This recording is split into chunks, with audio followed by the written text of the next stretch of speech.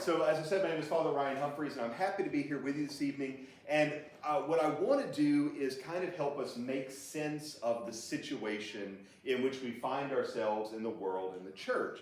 I want to say, first of all, that none of the stuff I'm going to identify and talk about this evening is new. Most of the problems we have in the church go back decades. They're not new problems. They're things we've been putting up with and working on for a long time. Many people have been anxious, I think, for a while, because I think we can all agree the church is not in what seems like a healthy place to be. We see emptying pews, we see financial troubles. The joke in the church is yesterday's technology tomorrow, where it seems like we're always behind the curve, even when we say, oh, we got to get out ahead of the curve, and then we're suddenly behind it again. We're also dealing with bad press, which is troublesome in its own way. Of course, we know about the sexual abuse issues that we had going back to the 50s. They blew up in 2001, and they blew up again in 2018 and 2019 when cover-ups kind of arose further on from that. There's an ongoing doctrinal slide that I think we can acknowledge as well, especially regarding sexual sin. And again, this goes back a long way. This goes back to the 30s when the Anglican Communion started getting serious about accepting contraception. It goes back to the sexual revolution in the 60s. It goes back to the broad acception by Catholic theologians of the contraceptive pill in 1968 and onward. And so there's been an ongoing doctrinal slide kind of across the board. And we're starting to see more public, although there's long been disagreement among church leaders about all sorts of religious questions and all sorts of practical questions. Nowadays, a lot of us are concerned about these synods, as they're called. But for those who remember, going back 30, 40 years, we had the conference pastorals that came out of South America and out of what was then called the NCCB, what is now called the USCCB. And so that's been a long-standing problem. We also are kind of, that results, I should say, in mixed messaging from our leadership. It results in gaslighting. Do we know what gaslighting is, broadly speaking? We all saw the movie from the 40s. When I say gaslighting, I mean when someone tells me a lie, and we both know that it's a lie, but I'm expected to pretend it's true. And then possibly, if that gets worse, it can become amplified by the liar using psychological deception to make me think that I'm to blame for not believing what we both know is a lie. And so gaslighting, something that has been very, very much a part of church life now for at least 30 or 40 years. We also see kind of a general lack of credibility arising from the church hierarchy, and I say that as a priest. My own credibility, the credibility of the bishops, the credibility of cardinals, of Catholic publications, all sorts of issues with our credibility. And of course, we can add to that local problems. We can talk about problems with our clergy. There are language problems we all experience with priests who are foreign born, cultural issues going back and forth with our priests. We have bad preaching from priests and from deacons alike. We have clergy that lack personal virtue. We've experienced that. And we also have local issues where someone might say, oh, my bishop, or oh, my pastor, or oh, my parish secretary, or oh, my parish director of religious education, and on and on and on and on and on. So we say, broadly speaking, that we can identify reasons we might say that the church doesn't seem to be healthy. At the same time, we can look and say there's been a noticeable decline in the seriousness with which Catholics take their faith. Right? We can look around and see that a lot of people, not just the young folks, but a lot of people just don't seem to care all that much about salvation, about the teaching of the church, or about the practices that are proper to the church. Of course, Vatican II. There's been an increasing sentiment, it's not new, but an increasing sentiment that the implementations have resulted in failed experiments, right? And this is, again, not something new. This is not something that has only come about in the time of Pope Francis or only come around in the last 10 or 15 years. These things have been discussed at Catholic universities for decades. People saying, is this working? Is it not working? What do we need to perhaps rethink? And of course, some people are finding themselves more anxious now because Pope Francis's particular style and methodology of leadership can seem challenging to us. It can seem foreign. He's the first Pope from South America. Having had my first pastor be from South America, that's a very different cultural situation. And so there are people who are very anxious because we've not had that experience in our lives. These very real issues, I think, are amplified by misunderstandings about what the church actually teaches regarding the practical nature of authority, right? What does the church actually have to say about papal authority or about the role of obedience in lay people, about infallibility and about impeccability? What does the church have to say about these things? There are broad misunderstandings. There's also a lack of preaching about the mystery of evil and why God lets bad things happen to good people. We just don't hear enough of that. We hear a lot of, "Shababy, that was so bad that something terrible happened, but Jesus is bigger." Or God wouldn't give us what we can't handle, which is delightful if it's Joel Osteen. It's not so good if we're Catholic. And so there is a place that we really need to kind of step up. And a lot of people, a lot of Catholics, good, faithful Catholics, cannot, in 2 sentences, explain why God lets bad things happen to good people. The vast majority, I would say, of Catholics can't answer that question in 2 sentences without all of a sudden stumbling into, well, God wouldn't let it happen if I couldn't handle it. Which, again, great for Joel Osteen, terrible for us. There's also misunderstandings arising from a very limited knowledge of world history and church history, especially papal history over the last 500 or so years. Most of us know Pope John Paul. We know Pope Benedict. We may know Pope Paul VI and Pope John the 23rd. A very small handful of us can say something else about Pius XII or maybe Pius XI. Maybe if we read a book or something on Pius X. But how many of us here could honestly say anything about Pio IX or Benedict XV? I mean, it's really challenging when we don't really have a broad sense of that history to understand how to make sense of what's going on in our church and in our world. And there's also a general lack of knowledge of the spiritual and cultural context of the modern world, especially modern philosophy, the major heresies of modernity, and the apparitions of the Blessed Virgin Mary. In particular, I'm thinking here about Pope Leo XIII's famous vision of Jesus and Satan that led to the prayer to St. Michael the Archangel. Now again, I don't want to act like I'm wagging the finger and saying you guys don't know these things. I'm saying this is what amplifies and makes the confusion we have in the church worse. Almost nobody has enough of these kinds of things, and I don't think priests are talking about them enough. To that, we have to add a cultural, we have cultural and generational assumptions, things that we just imbibe psychologically and sociologically that don't help us, and that we have to be aware of because they are affecting us and they're causing us more anxiety than we probably need to feel. And finally, there is a general lack of ability in our culture to dialogue, to disagree with one another. It's really, really hard. I mean, people on social media cannot disagree about anything. I mean, your and you apostrophe RE can lead to flame wars and fury. We can't agree, can't disagree, and if we can't disagree, then we can't have meaningful discussions. And that amplifies anxiety, it amplifies concern, and it amplifies the feeling of being gaslit. Also, and this is less important, but it's still there, sociological, cultural, economic, governmental, and political issues in the U.S. that are not part of the church keep us stressed out.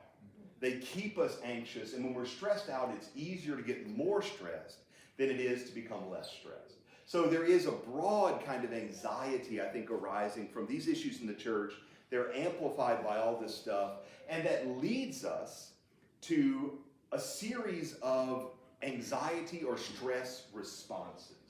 None of these are necessarily rational. They just come about when we feel stressed out and when we feel like there's something I don't really understand. The first of these is a general sense of despair, where we see these things and we go, we're lost. Woe and sadness. God can't fix this. We've kicked God out of the church and it's all terrible. And where do we go from here? There's nowhere we can go. And we have this kind of sense of despair, right? And there's a number of folks in the church who say this, and they say, I'm just going to go to another church. Maybe I'll go to the Orthodox. Maybe I'll go somewhere else. But it's just woe and sadness, right? A lot of people feel this way when we look around at the state of the church. The pews are emptying, the sex abuse stuff. People go, we're lost. Some people will engage this kind of general malaise, where we just kind of get into this idea of, I'm powerless. I can't do anything about it. And so better just not care. God will figure it out. It's kind of that Vietnam War kind of mentality. Just murder everybody and God will know his own.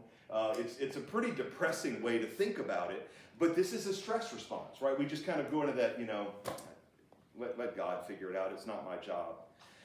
Some of us will engage in self-delusion, whether it's conscious or it's unconscious, and we'll get to this idea of everything has to be fine because it has to be fine.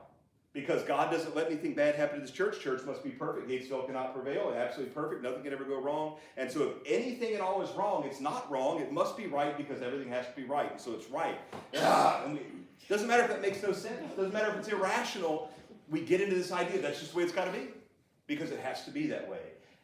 And there's a lot of folks in this camp who are saying, I don't understand how this got said by this guy, and that cardinal said this, and my priest on Sunday said this, and CNN said that, but I guess everything must be fine because, the Gatesville cannot prevail against you going, it's not at all what any of that stuff means, but this is a very common stress response, right? We just kind of gaslight ourselves.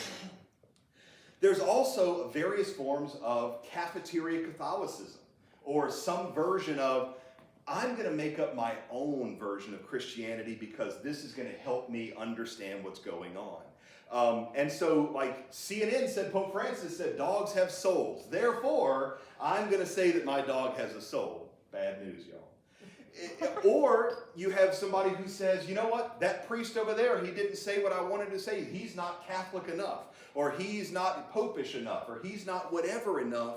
And we end up making ourselves the arbiters of truth. Very dangerous place to be. Not a good thing at all. And some ultimately end up with various flavors of what we call sedevacantism, which creates a sense that says, if all this is going on, it must be that we don't have a pope at all. Francis must be a fake pope, an anti-pope, not the pope. And if this is what it seems like, then Pope Francis can't really be the pope, right? And so we end up with various flavors of sedevacantism. Now, there are other stress responses, but these, I think, are the most common that people who are taking their faith seriously ultimately fall into when they see the stress of the church. And, of course, the stress of the church, as I said, it's broad, and it's been going on for a long time.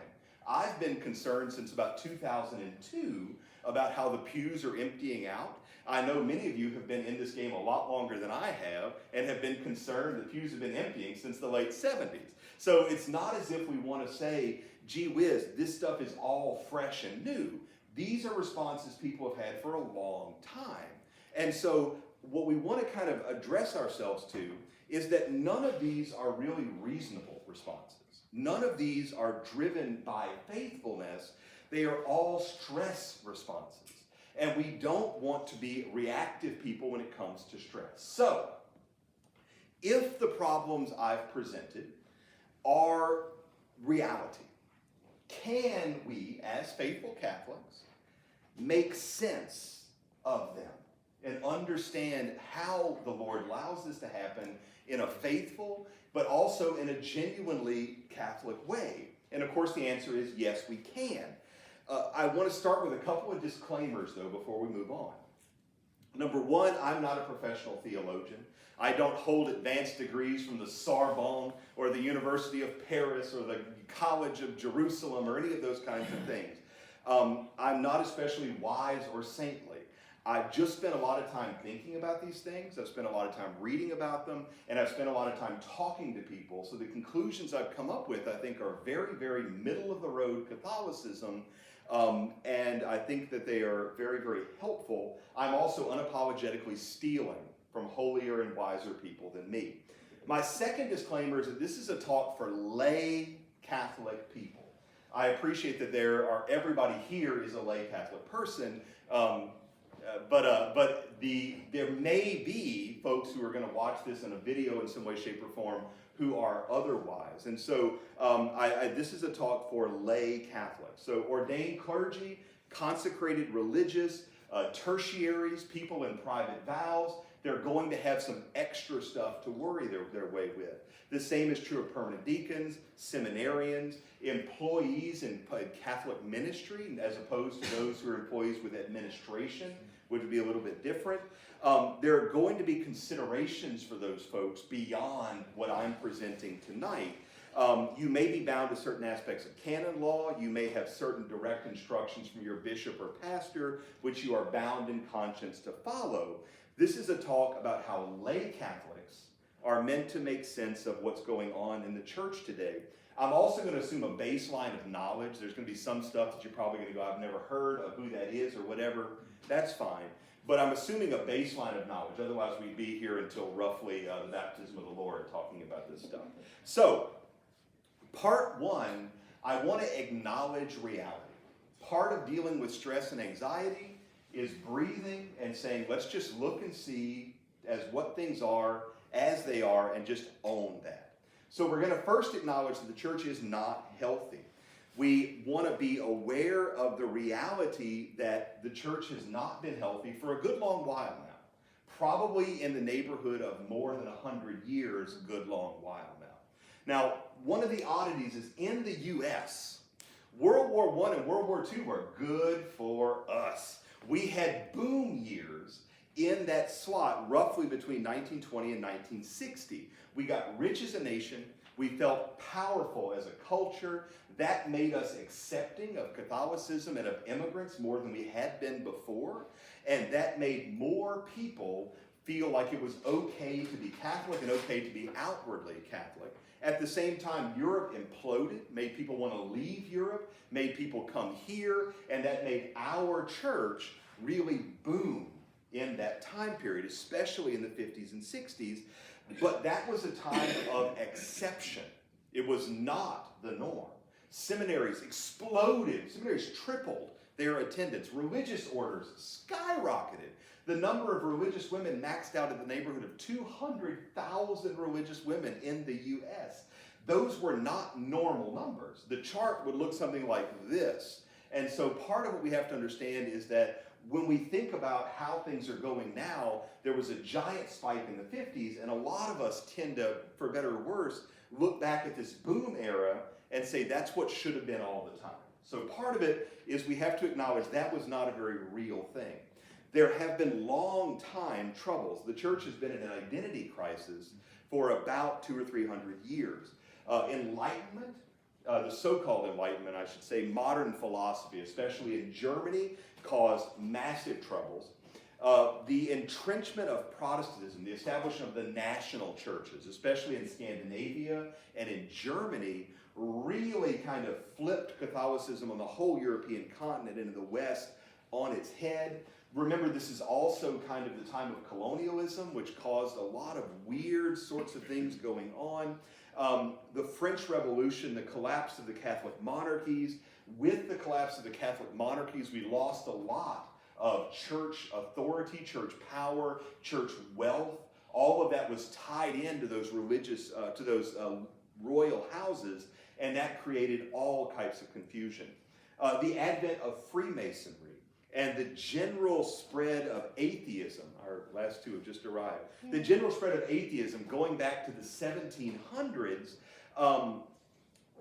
just caused an absolute chaos in the church, along, or I should say that happened contemporaneous with the poor treatment of the global South. In particular, I'm thinking of South America, and this, of course, was what happened at roughly the same time as colonialization. And so whereas Catholicism should have been relatively stable, everything was in real chaos going back to the 1700s, Vatican I shows up on the scene at the end of the 19th century. It was meant to stabilize our understanding of the papacy and the episcopacy after the chaos between Trent and that council. The history of it is too long to get into right now, but it was forced to end early, only addressing the papacy and never getting around to discussing the episcopacy. And of course, that ultimately causes trouble by the time Pius X shows up on the scene, the so-called modernist heresy, which is actually called the American heresy. I don't know if you knew we had an American heresy, but Pius X condemns the Americanist heresy and establishes what is called the Syllabus of Order of Errors. That's its own wonderful talk and discussion. Hello. Then we have the liturgical movement. This whole situation gives way to what we call the liturgical movement, which was basically where the French school of spirituality, which had universally been the spirituality of the church, and the Germans, the Dutch, the Belgians, and the Italians start to butt heads. And so in the 1930s and 40s, you have basically the Germans saying, let's just break the rules about liturgy. Let's just create new things like the dialogue Mass. Let's just change up the way that music works at Mass as experiments. And that creates its own problem when we get to Vatican II, because the main power players at Vatican II were the Dutch, the Germans, the Belgians. And the only way to say it is that Vatican II was very proudly hijacked by the fathers of the council. Even Pope St. John Paul II, when he was the Bishop of Krakow, very proudly wrote about how they came in and they wrestled the council away from the old conservative folks and said, this needs to be a council of now, not a council of then. And of course, if you want to read about that, a priest writing under the nickname or the pseudonym Xavier Wren has written remarkable behind-the-scenes accounts of that. Cardinal Ottaviani made a famous intervention, and both Archbishop Bunini and Archbishop Marini have written about the council and how these kind of things played out. And so the conciliar documents were written under the inspiration of the Holy Spirit, but written in a way that was vague, deliberately vague. And they have been applied and interpreted as such. And I don't think I'm saying anything here that anybody's going to get themselves worked up about. This is broadly understood to just kind of be universally known. The implementation of Vatican II meant simultaneous massive changes in church governance, church protocol, church seminaries, dioceses, parish, national conferences, synods. Everything changed at the same time. And while any one of those changes would probably not have been that big of a deal, doing them all at the same time was really, really problematic. And so we have to acknowledge that for better or worse, whatever God intends to bring out of Vatican II, right now it's a source of chaos. It's a source of confusion, and it's a source of significant anxiety. Liturgical changes were very proudly hijacked. Archbishop Bunini very famously wrote after the fact about how he managed to keep this one out and to change letters and documents and to adjust texts. And Pope Paul VI very famously talked about how the smoke of Satan was entering the church, but inexplicably, he didn't undo any of it. He just let it roll. And so there's all sorts of these sorts of questions following the council that cause people to be anxious. The invention of the permanent diaconate, the sudden possibility of a married clergy, all of this stuff kind of rising up at once has created a lot of confusion in the church. And of course, all of these changes to our fundamental principles of Catholic life, some of which were incompatible with each other, has created chaos in every facet of the church. I'm sure all of us have heard lex orandi, lex credendi, lex vivendi, which means the law of prayer is the law of belief, is the law of life. And what that means is that when the way we live affects the way we believe, and it affects the way we pray. And all three of them interact with one another. And so if the church all of a sudden changed all of these practices, that was going to change the way we think and the way we believe, and that's going to cause ordinary Catholics to be confused. So there's a certain amount of just acknowledging for better or worse, and whatever the Holy Spirit intended to do, Vatican II has created a sense of anxiety, and it's created some confusion in the modern church. For some people, Vatican II has become a kind of Book of Mormon for Catholics, where it's kind of become a third book of Scripture, or a third covenant. I actually went to JGS to do a parish mission a couple years ago, and the priest who was leading the penance service omitted the gospel reading and put a reading of Vatican II in its place. This was in 2021. Right, so this is not okay. This is not acceptable, but this is just kind of what's happening. It's been the case for a while, and we just want to acknowledge it, right? We don't want to judge it. We just want to acknowledge this is what's going on, and that's causing some confusion. We also want to acknowledge Pope Francis's theological perspective, which can seem challenging to us. I want to say for the world to hear, I have zero doubt that Pope Francis believes with certainty that Jesus Christ and the Holy Spirit are leading and directing his papacy. I believe that he is acting in good faith. I want to try to outline a little bit Pope Francis's theological perspective. We've had him for 10 years, and we have writings before that, and so we can make a pretty good kind of assessment of where his kind of unofficial theological perspective comes from. And a very, very brilliant theologian and thinker, whose name I may have written down, I may not. It doesn't look like I did. It might pop up. Out of the University of Buenos Aires, has written a remarkable book about the Theologia de los Pueblos, the theology of the people, which underlines what Pope Francis's kind of basic theological perspective is personally. That does not mean that that's necessarily every different office of the Vatican is operating from. But it does explain kind of his preaching, his teaching, and the major encyclicals that he's written. It's worth saying that this theology was condemned by Pope Benedict, by Ratzinger, when he was in the Congregation for the Doctrine of the Faith. This is why Pope Francis and Cardinal Ratzinger didn't get along. There was some drama. Going back for a good long while. So in 1984, Cardinal Ratzinger wrote a letter about this, then another one in 88, another one in 97, and another one in 2002. Lots of writing to be done. And basically what we're looking at here is liberation theology, but this is a special version of liberation theology that comes from a guy named Rudolfo Kusch. And so the basic way it works is like, there it is, Dr. Jose Antonio Ureta. And so it basically works in 4 stages. Number 1, the universe, this is a worldview, a perspective, the universe is not static or rational. It is rather in flux. The universe is constantly changing. The universe is constantly evolving.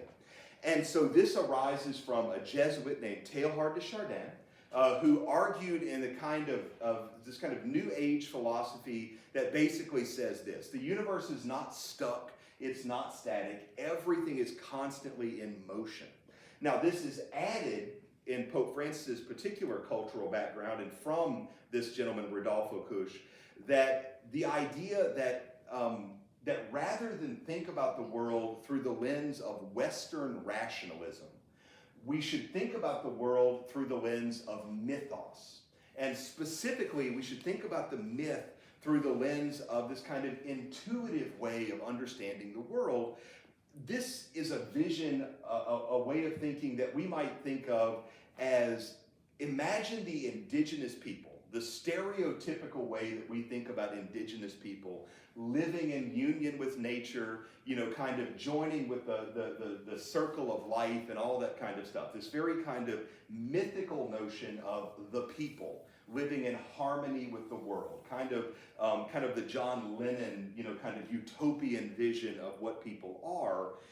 That notion, that mythological notion, is ultimately what underlies the idea of the universe is constantly in flux. It's not a fixed thing, and people who are in, kind of living on the river and making it work with it, those people are better suited to really be in harmony with nature than is the static professor sitting in his office with his air conditioner running and his bottle of scotch and his tweed jacket, right? And so the mentality is tied up in this notion of this versus that, Western rationalism versus this kind of mythological notion of the people in nature. So that's the basic kind of worldview. From that, we get the idea that human impulses on the journey are, in fact, divine impulses.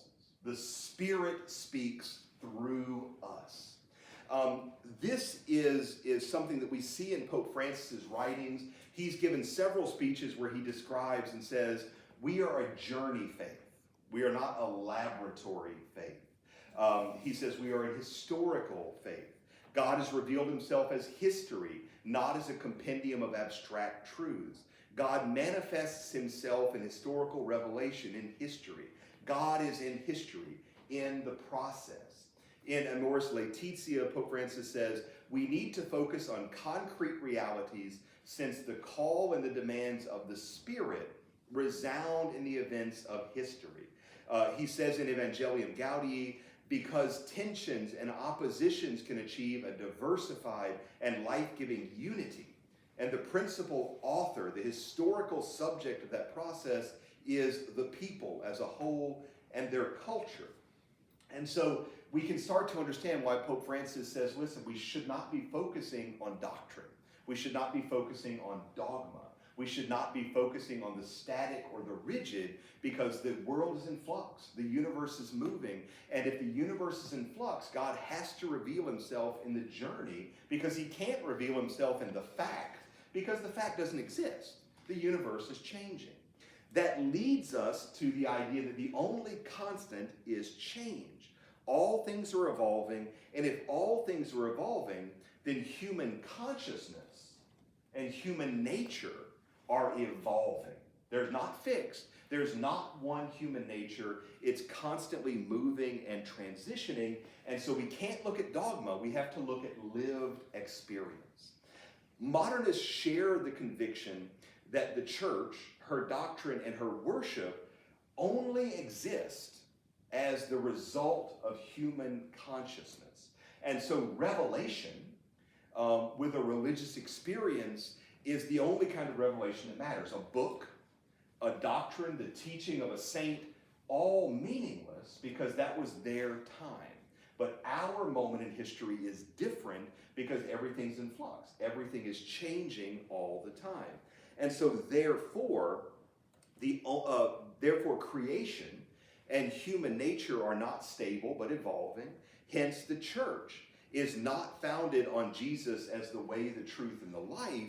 It's founded on the Spirit and the movement of the Spirit, moving through history, moving in our hearts and minds, right? So this is the philosophical and theological perspective. And whether or not we can agree with it, I think we can see that there is a certain rationality to it. If we accept one, then 2, 3, and 4 come along for the ride naturally. Just to recap this in a slightly different way, modernism as a philosophical and theological worldview can be summed up in 5 basic steps. The worldview starts with the universe creation is not fixed, it's static or stable, everything is evolving. Therefore, human nature is not fixed or static or stable in the image of God, but it's evolving. Therefore, our relationship with God's truth, his revelation, is always evolving. And therefore, our connection with God cannot be expressed by anything intellectual, that would be dogma, or by anything fixed, static, or stable. It can only be expressed by an internal reaching out to God from our constantly changing hearts and souls and our actions.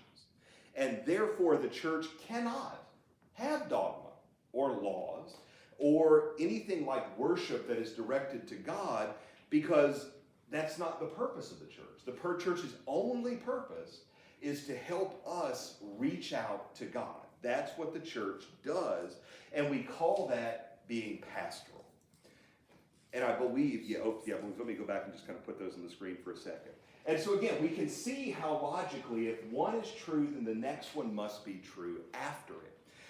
And we can also see how a number of kind of different teachers in the past 50 to 75 years of our church have adopted these positions and said we don't need our worship to be about God. Our worship should be about us, because the purpose of worship is not to offer something to God, it's to raise us up and to open out our hearts and minds.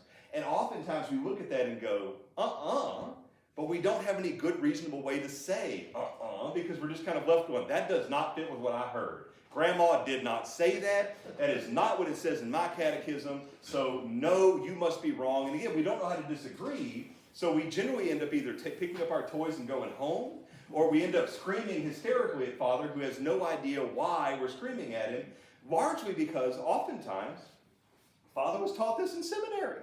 He just believed what was told him. And this stuff has been going on for a long time.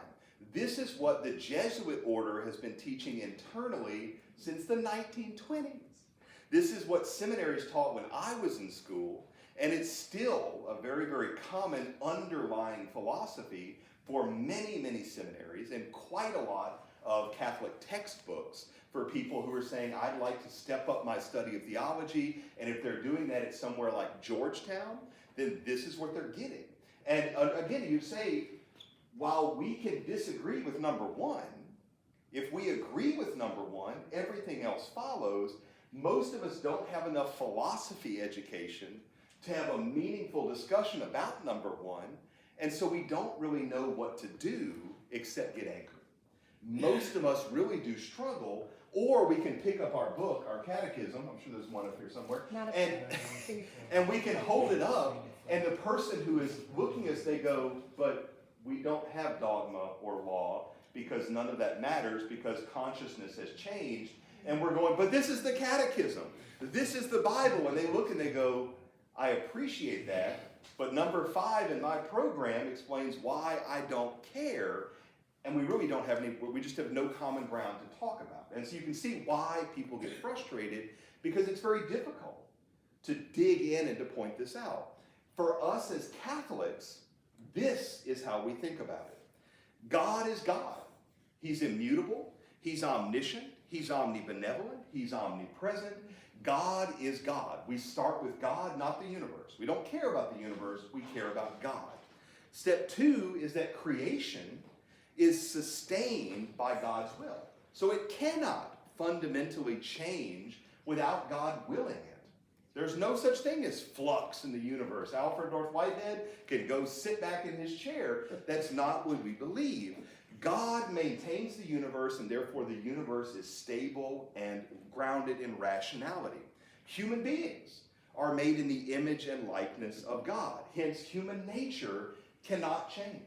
We are the same as Adam and Eve. We are the same as Plato and Socrates. We are the same as, I don't know, anybody else who lived at any other point that makes us happy in history. We are the same as all people have always been. God reveals himself through his creation, through the human faculties of soul, the spirit and the supernatural, mind, the intellect, heart, the passions and will, and body, biological nature. And therefore the church is the body of Christ, charged with his missions as priest to worship, as prophet to teach, and as king to govern. And above all, the purpose of the church then is the salvation of souls. Amen. Very different than this other perspective. And if we believe number 1 is true, then everything else follows through. But you can see how most of us end up arguing number 5 here versus number 5 there, and the two have absolutely, they don't make any sense at all. It's like saying which smells better, an orange or a question mark. They don't, the question has no consciousness. And so if we argue number 5 on our side and numbers 5 in theirs, there's no discussion. But if we argue number 1 to number 1 on theirs, there's actual room for discussion, but that requires a pretty extensive knowledge of philosophy, and it's difficult to explain and fit that together. So we're continuing to acknowledge kind of the difficulties in the church, and right now at this contemporaneous moment in history, we have real problems. Attendance at our churches is way down. Lots of churches are unsustainable. Lots of churches are going to close soon.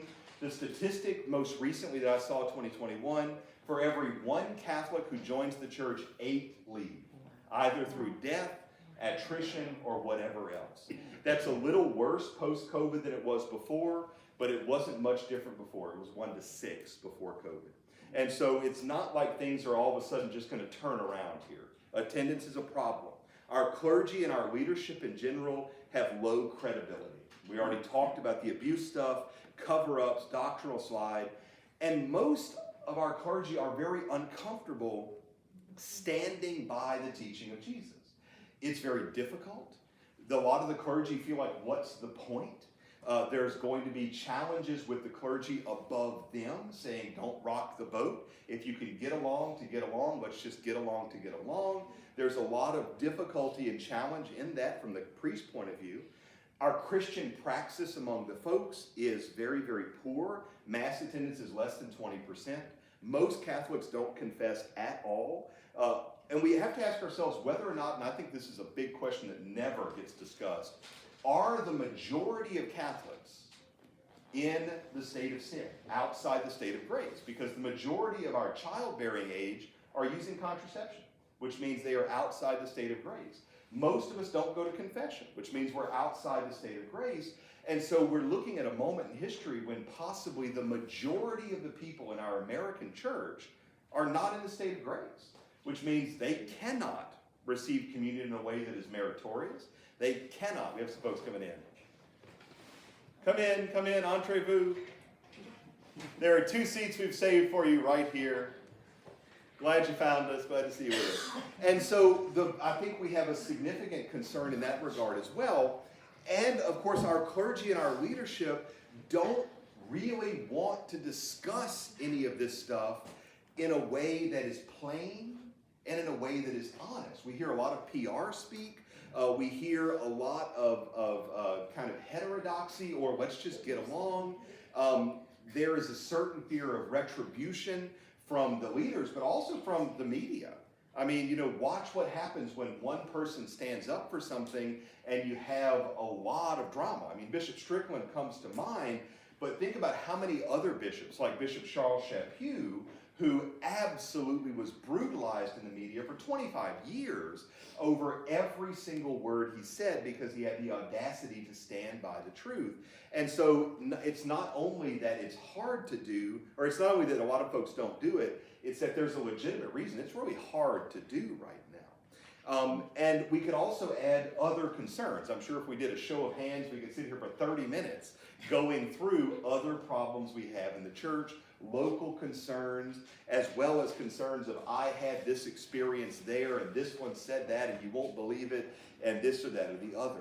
And so having acknowledged all of these things, having gone through these concerns in the church historically and contemporaneously, let's just take a moment, like a good psychological sit down, a good counseling session to just acknowledge that, right? Just breathe in, things aren't good. Objectively speaking, lots of trouble. That said, Jesus is Lord. He is Lord of the world. He is Lord of the church. He has already claimed victory over death. He is the way, the truth, and the life. And so big breaths, good. Jesus has established his church to save souls. Great. Good news. We love it. He has established the sacraments, and he has given us the teaching of the church to accomplish that. Great. Wonderful. And so we have lots of breathing. We've acknowledged and said out loud all of these problems, many of which we don't feel like we're allowed to say, right? So we've said them. We've breathed in. We feel better now. At least I hope we do. Always breathe. Breathing is good for holiness and for anxiety.